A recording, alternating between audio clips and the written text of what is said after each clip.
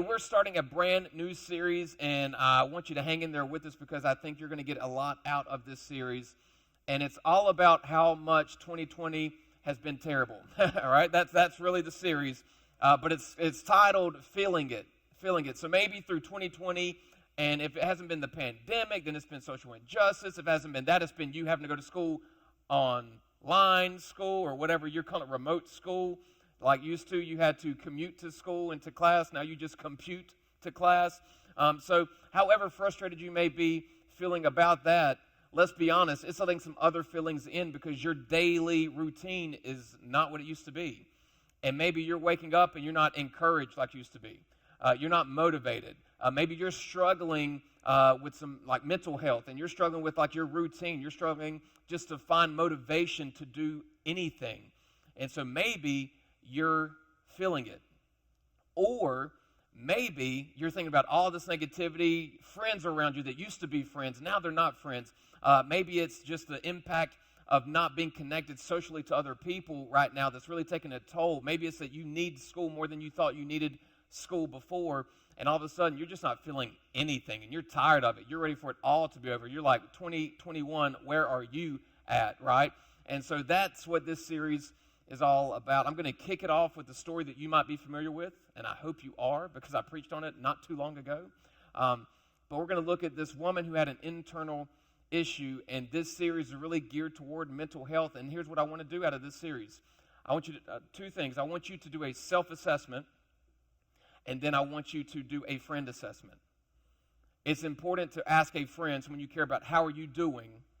And don't let them just give you the, oh, I'm okay, and shrug it off. This isn't a passing conversation question. This is a, no, how are you doing really? Truthfully, how are you doing? And do a check-in with them. So even if they're not in the room, I'm going to encourage you right now to get your phone out and text them and say, hey, how are you doing really?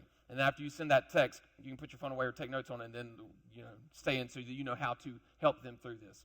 But we're going to be in Mark chapter 5, and I'm going to preface this, and I want you to answer this question kind of by the end of tonight, is this right here. I'm going to go straight to my notes so I make sure I get the question correct. But here's your series in a nutshell. This question I want you to answer. Why am I feeling this way? So if you're going through something and you're struggling and you have pain or you have discouragement, why am I feeling this way? If you're upset or frustrated, you're really quick to blaming other people. And it's very easy to do. Like, I'm upset because of them. Or if it wasn't for them, or they, or he, or she, and it's real quick to blame other people, but guess what? It's your mood. You own it. I pay the bill for my cell phone. I have my information in my cell phone. My cell phone doesn't control me. My cell phone can't put me in a mood. I own my cell phone. My cell phone doesn't own me. So who's putting you in this mood is a real quick way to just shift the blame, but really it's what you're letting in and what you're sending out. So maybe you're feeling it because you're letting some feelings in and then upset when they get in there. So I want to start tonight by addressing one way that I think we're letting some feelings in, and it's this right here, labels.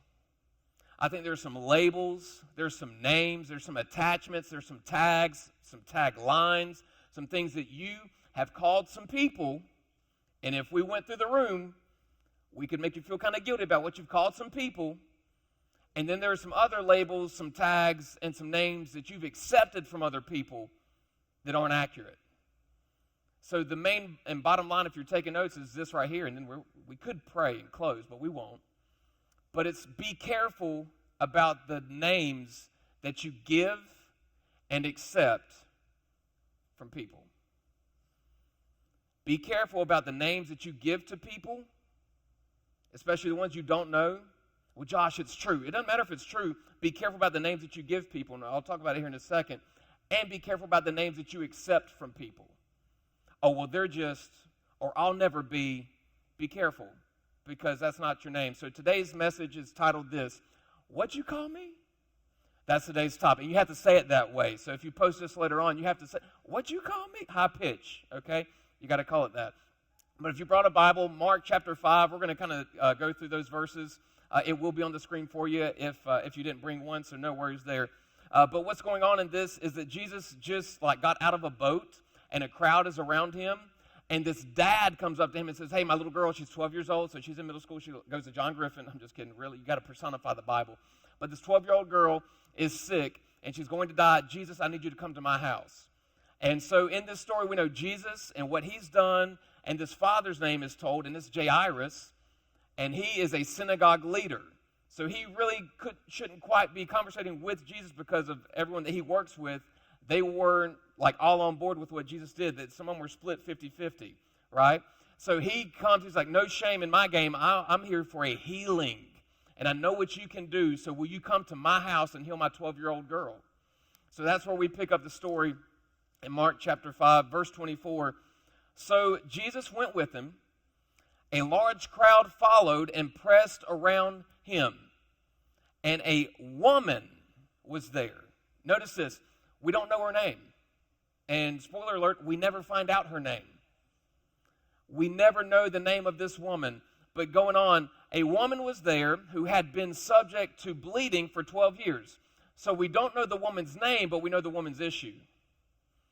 So maybe you've been walking around school. Sorry, let me backtrack that. So maybe you've been sitting at your computer around school. I don't know. I'm trying to adjust as well for you guys and make this applicable to you. But maybe you have used to walk around school and you've just not known the person's name. You just know what they wear all the time. It's always the one that wears that same hoodie all the time. Or it's who they are around with. So I'm going to label the whole group. And you start attaching labels to other people. And you never even know their name. But we're real quick to give them a label. We don't know them. We don't talk to them. And we've said this before. If you are going to be bold enough to talk about someone, then here at Squad, you need to be bold enough to go talk with someone. So we don't talk about people here at Squad. Maybe you're hearing this for the first time. Maybe you've been coming for a while and you're hearing this for the first time. Maybe it's just a reminder and a check-in. How are you doing? You need to stop talking about people and start talking to people. Okay? So let's go on. We have this woman who has an issue, an internal issue. And here's what this means. She's had this issue for 12 years. She had suffered a great deal under the care, in verse 26, under the care of many doctors. So she was trying to do something about this issue. They couldn't get the medication right. They couldn't give the label right. They couldn't give her any assistance to help provide cure. And it goes on in verse 26, and had spent all she had, so now she's out of money because she was trying to take care of her internal issue.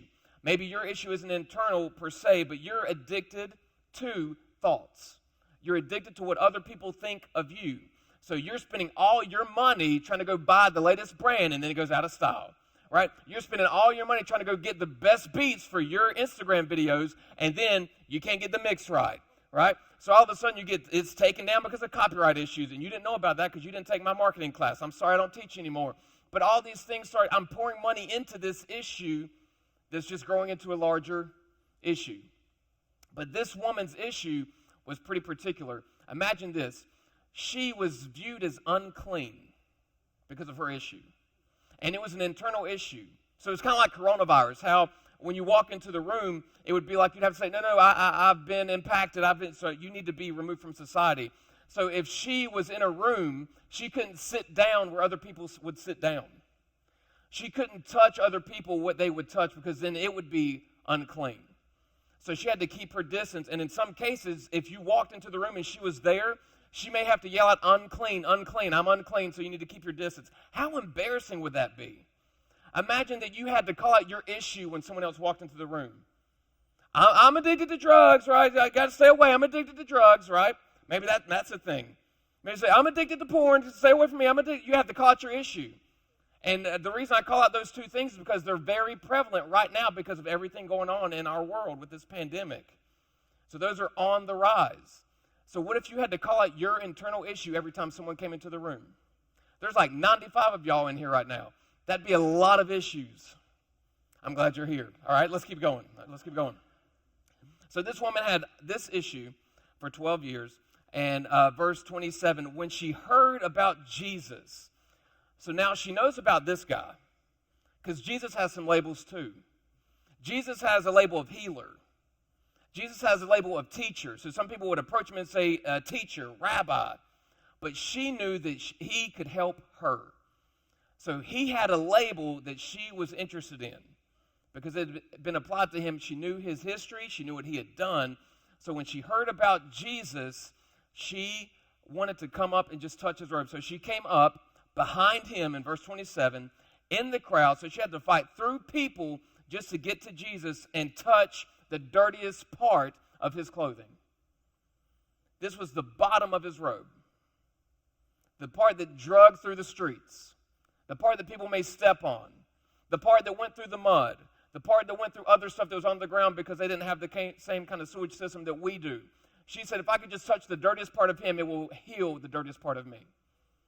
I don't know where your faith is and what you think about Jesus and the power that he has, but if you can pursue Jesus, you're pursuing healing. You're pursuing a power if you could just reach out and have that kind of faith to touch. Now, here's the weird thing. A lot of people had touched Jesus. But what we're about to find out is she was the only one that brought something out of Jesus when she touched him because of what she thought. So let's go on and read about that. So verse 27, when she heard about Jesus, she knew she had to go through the crowd and touch him. Verse 28, because she thought, if I just touch his clothes. There's a lot of thoughts that you'll have whenever you know you have an internal issue. There's a lot of personalities that you're thinking of looking around you and what they think of you. There's a lot of perspectives that you have viewing. Every time you walk into a room, you think they think this about you, when in reality, it's probably not true. But you're putting labels on yourself. Or maybe someone else has put some labels on you that you've never gotten rid of. And so right here, this woman thought, if I can just touch him. It was that she touched him, but it began with what she was thinking. It began with what she was letting in. So people would probably try to tell her, oh yeah, Jesus has done this, but he's also done this. Oh, you'll never get healed. Doctors have tried to help you, right? If she let all that in and pushed out everything about Jesus, then she would have never been healed that day. It all began with a thought and what feelings and knowledge she was letting in. So in verse 28, we'll conclude it. She said, if I just touch his clothes, I will be healed. In verse 29, immediately her bleeding stopped. Her issue stopped.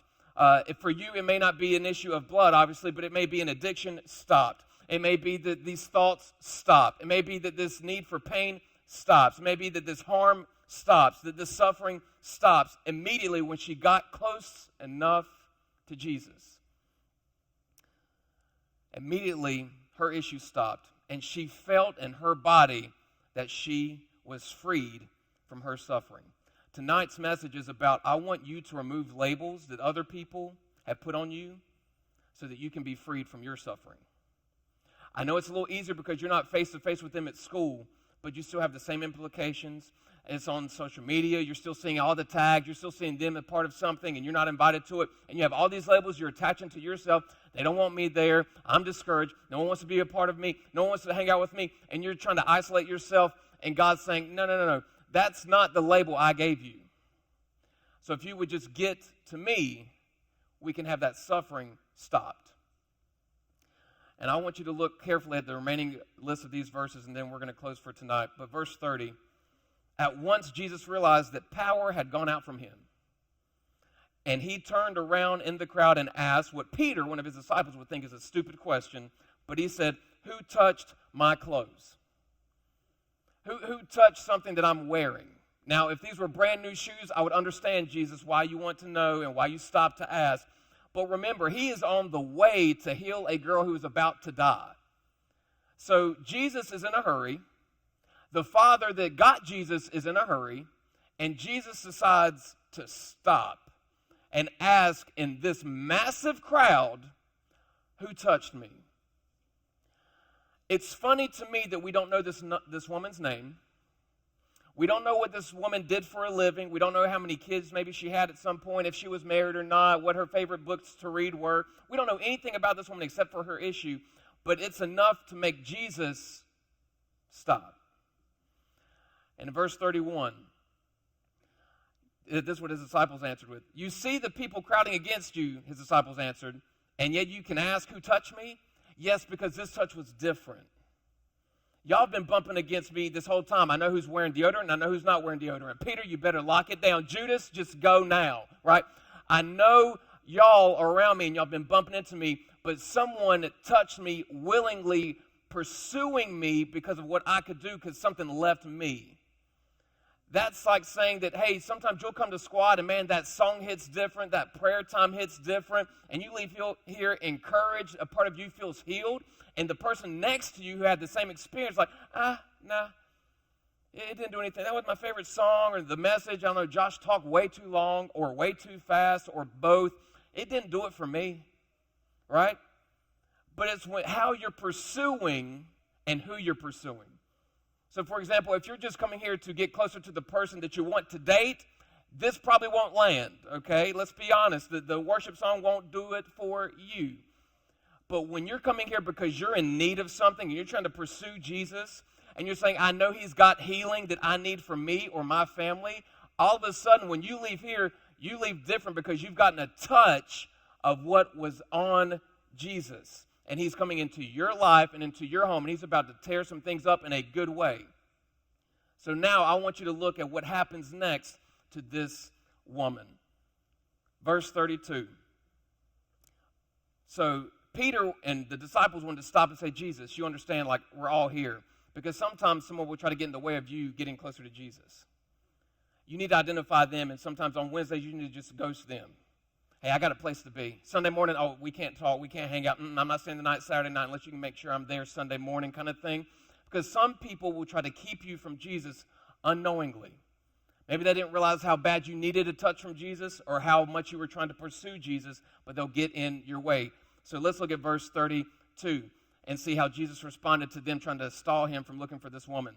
But Jesus kept looking around to see who had done it. He said, no, we're not going to move any further. And Jairus is like, we got to go. My little girl's going to die. And Jesus stops the whole thing and says, no. I want to know who touched me, and we're not moving. And he kept looking because the nameless woman with the internal issue was so important to Jesus, he wanted to have a conversation. Because you don't just talk about people and give them labels and leave them. You have conversations with people because you love them.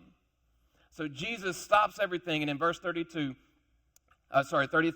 he says, then the woman, knowing what had happened to her, came and fell at his feet, trembling with fear. Which if Jesus appeared right now, I would be trembling with fear too. Like, man, it's awesome to see you, but this is scary, right? But in her case, this could mean death. Because she has broken so many laws. She's unclean and then came into a middle of a group of guys, which in that culture, women and guys didn't mix. You couldn't just show up and talk to a guy if you were a Jewish woman. Women and men in the same place having conversation, that wasn't a thing. So she's in the middle of all these guys, so she broke that culture rule. And then as an unclean person, she touched the teacher. You know what happens at your school if you touch the teacher.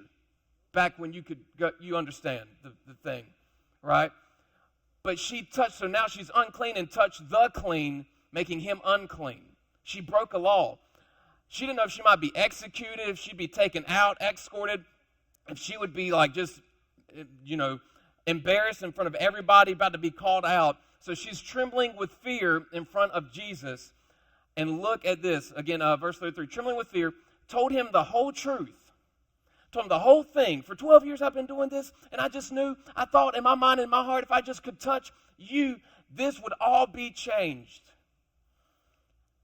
And the verse I want to leave you with is verse 34.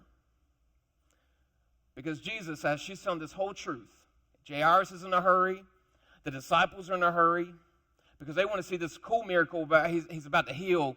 They didn't know her internal issue. And Jesus stops right there.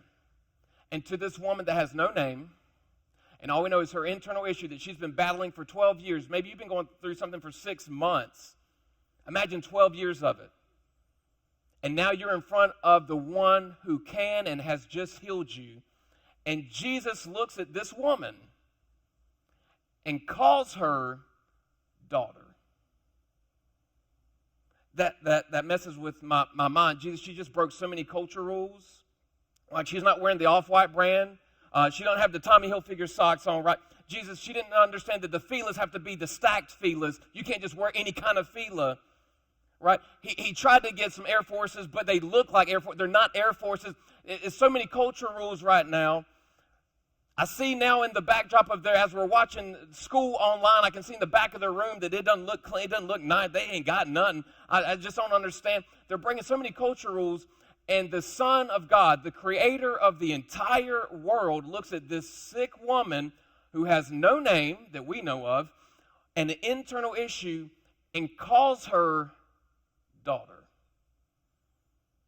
So to you, and don't answer out loud, but just to you, what does that tell you about Jesus and his relationship to people that go unidentified and have accepted so many labels and struggle through so much? He looks at her and says in verse 34, daughter, your faith, because of your thinking, that's healed you. Your faith has healed you. Go in peace and be freed from your suffering. Because when you have an encounter with our Heavenly Father, there's peace. And you lose that suffering. That thing that you've been battling, that label that you've been wearing, can be removed when you understand who your Heavenly Father is.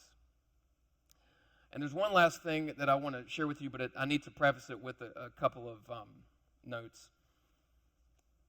At Squad, if you've been here of recent or at some point, we give you a bracelet your first time here. And if you ever read the bracelet, it actually has words on there.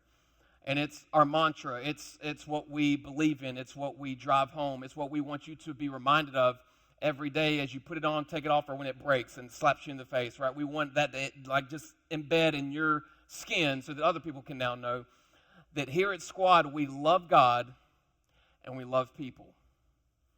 But what you have to understand is that those are not just words on a bracelet. That's what we should be acting out every time you come into this building and go into any other building where there are people.